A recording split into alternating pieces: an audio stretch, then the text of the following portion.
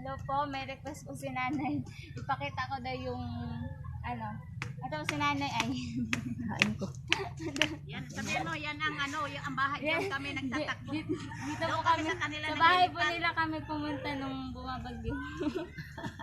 Request niya po, ipakita ko daw po yung nasirang CR nila tsaka po yung bakod.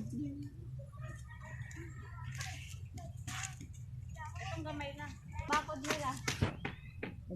Nagsasalita pala. Ito yung bakod.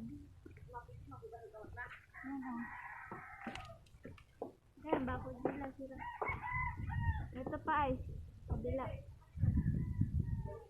Tapos yung bubong nila dun banda, yung kulay-kulay yung bubong, umangat ng isang yero. Hindi pa naayos kasi si tatay marami ding gawa. So siya naman daw po.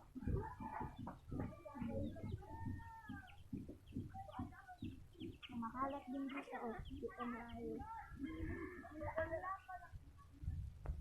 Dito kami sa bahay nila at Irene.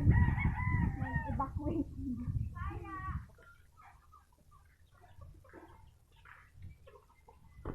Tay. Ano yan, Tay? Ayun siya ni nanay, nasira. Wala ng bubong.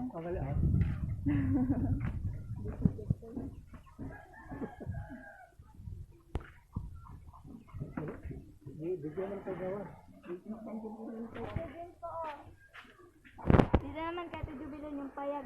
Ay, payag. Kubo niya. Sira din. Dahil kung napapansin nyo, may tao sa bubong. Nag-aayos yun ng bubong nila. Nasiklap siguro. Kita ba?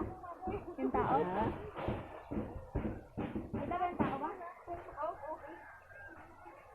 Hindi niya banda? Saan padala niyo yan? Pati post. O, kalat o ito. Ang kalat dito na ano. Natamba yung mga ano. Puno.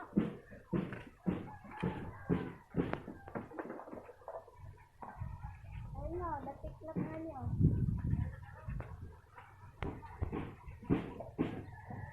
Ayun eh, natiklap. Bubong. Ayun na yung kita.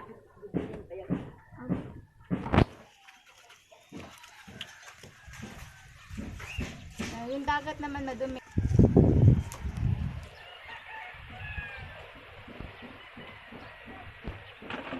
Kita ba? Ewan ko.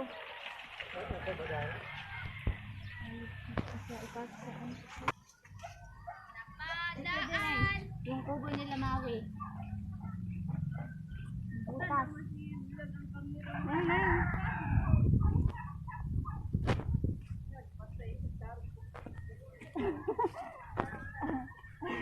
Ito yung mga kasama namin nag-evacuate doon. Kanta daw? Anak ko. Napadaan! Masing daw si Rinali. Napadaan sa sabungan, pinagsisigawan.